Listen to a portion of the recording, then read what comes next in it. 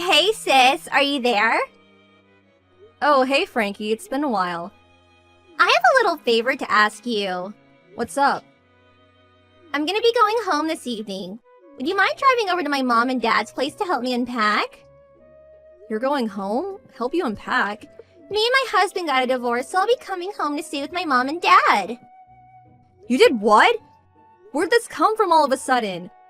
I had to read that twice. I almost just spat my coffee out. Frankie, what the hell happened? Are you okay? You were barely married. What, 6 months? Did you tell your parents yet? Yeah, I just messaged them. Wow, I can't believe it. This is too sudden, Frankie. Him and his family told me to never go anywhere near them again, so I left. There's no going back now. Me and him are dead in the water. All I can do is go back to live with mom and dad, at least for now. So that's why, my lovely favorite stepsister in the whole wide world, I need you to sort out a space for me to sleep there tonight. If you could just get me some pillows, a duvet. Oh, and don't forget the mattress. That would be great. Just be careful on the way home, okay?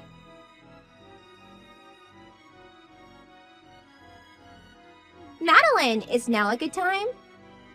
What is it? I have a date with my boyfriend today. What? You have a new boyfriend already? Hold your horses, sis. I'm not finished yet. So here's the thing. The plan is to meet each other at the date spot. So I need you to take me out to the shopping mall in A-Town in your car. You want me to drive you there? Isn't that mall at least an hour away from here? It'd take me 2 hours there and back. I'm super busy today, so I'm really sorry, but that's not going to be possible. LOL. Now I've heard it all. A neat, busy. You should become a comedian, sis. You're cracking me up here, LOL. Listen, Frankie. I don't know where you got this idea that I'm a neat from, but I can assure you I'm not. What? How many times do I have to explain it to you? I've been working from home ever since my company introduced a remote working system. Who are you trying to fool? Like, I'm gonna believe that. Don't you work in the production line at a factory? Are you seriously pretending you work from home doing a job that's only possible by going out to work in person? Not gonna lie, sis, I'm kinda embarrassed for you right now. You should have picked a better lie. I can see right through you. Listen, Frankie. It's true. The company I work at does have an image of being nothing but factories and production lines in the eyes of the world. So you can be forgiven for thinking that. But I don't work in a production department. The work my department does is done on computers from start to finish, so it's entirely possible to do from home. Fine, I get it. Computers, yada yada, remote work, yada yada. That actually sounds like the kind of thing my boyfriend does. He works in an IT company though, and you don't. You don't have to work in an IT company to do remote work. It's becoming really common these days across basically every industry. Basically, Maddie, what you really mean is, you're a neat, but you're so ashamed to admit it, you came up with some silly story full of holes to try and look cool, LOL. What? I hear it's really common for neats to pretend they have jobs, you know. Apparently it's what they call a psychological coping tool. Tragic, really. Ugh, I told you already, I'm not a neat. Anyway, can we stop wasting time on idle chit-chat now? It's boring. Hurry up and pick me in your car. Not happening. Why? Because I have work today. Huh? You're a neat but you have work? That's a contradiction in terms, you silly Billy. Ugh, quit messing around, will you? I have to go soon. Employees on a remote work schedule still have to show their face at the office a set amount of times each month. My break's gonna be over soon and I've already wasted enough of it on this conversation. Catch you later. No, wait! I'll be late to my date if I get to the train now. Madeline! Buzz, buzz. You're so horrible! Why are you doing this to me?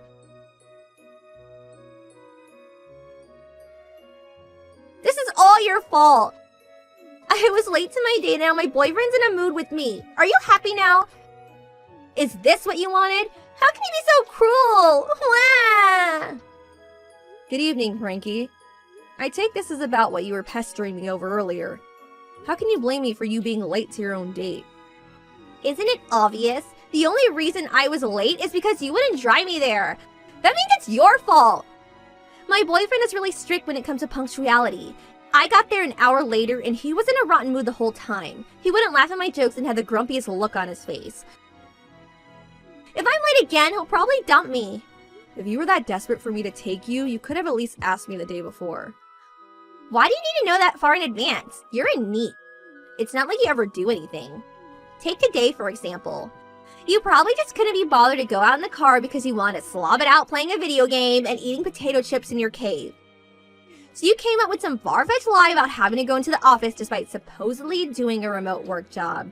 I can see right through you. No, I'm employed with a company, so I'm obviously going to have to show my face to that company from time to time. You're in the house 24/7. You're practically a part of the furniture. Since when do you ever go out to work? I explained to you very clearly that I don't work remotely 100% of the time, and that I do in fact have to clock in at the office a few times a month. How can you work on a factory production line at home?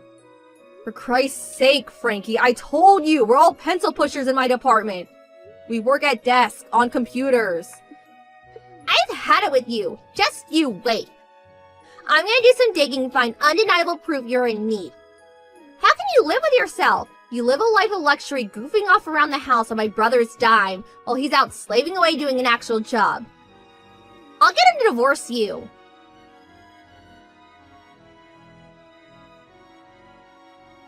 Frankie! Oh look, it's my pitiful need of a sister-in-law. Get back here right now. N-O. Know what that spells? LOL. I'm on apology date right now because someone made me late for my last one. There's no way I'm letting you mess things up for me again. Actually, there's a chance I won't be coming home tonight if you catch my drift. You've been messing with my computer, haven't you? Oh, what's this? Sorry, I don't know what you mean. I saw you letting yourself into my room with my mom and dad's spare key. Huh? I have security cameras set up in my study. I saw you plain as day sneaking in and doing something on my computer. Are you really gonna carry on playing innocent? Stop screwing me around, Frankie. This isn't a joke. Wow, I got found out a whole lot sooner than I expected. You're pretty smart for a NEET. You admit it then? Fine, whatever. It was me. I found a folder named Work, so I deleted it. Whoops, LOL. Do you have any idea what was inside that folder? It was password protected, so I couldn't see inside, but I'm guessing it just had tons of games in. You probably just called it Work as a disguise so you could feel important. Hey, at least you won't be able to waste any more time goofing around the computer now. You should be thanking me. Serves you right, LOL. That computer is for work use only. It was given to me by that company. Huh? That work folder that for some strange reason you think was full of games was full of proposals and reference materials I put together. Huh? Proposals? Reference materials? I told you, my company might have image of being nothing but factories and production lines in the eyes of the world. But to create products at a factory, there's also a need of departments to come up with those products in the first place. My department is responsible for the planning and design of new products. And since that's basically nothing but desk work, we work on a remote work basis most of the time. Do you understand now? What the hell? Anyway, the point is, you deleted all of my highly sensitive, highly important work data. Data that technically wasn't even mine, but belonged to my company. But... Obviously, I can't let you get away with that. So I have no choice but to report what you've done to your parents. What? No, wait! The funny thing is, Frankie, they told me all about you. Turns out the reason for your divorce was due to the $25,000 of debt you're in because of your frivolous spending on things you can't afford.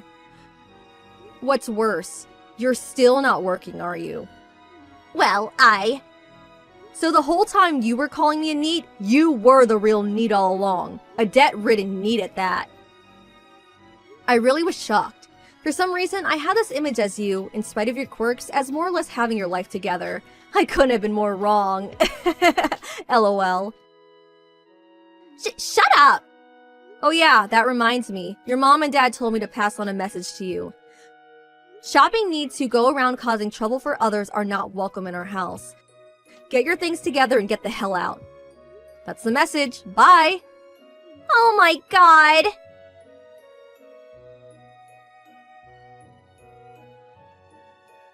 And that's the story of how Frankie got booted out by her mom and dad and began her life of exorbitant debt repayments without a soul in the world to help her. To add insult to injury, I heard her boyfriend dumped her too. She showed him the chat logs of mine in our conversations because she thought he'd find them funny, but he was actually disgusted with her behavior and got mad. Apparently, she showed back up at home resembling a distressed panda, screaming "Why?" over and over again with floods of mascara streaming down her cheeks. Oh yeah, as for the work folder she deleted on my computer, turns out it was actually fine.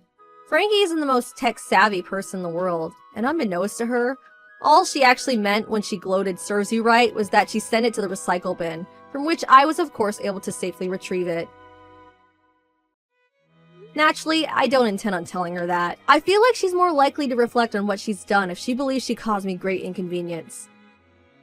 I'm praying that she uses this whole affair as an opportunity to become a better person.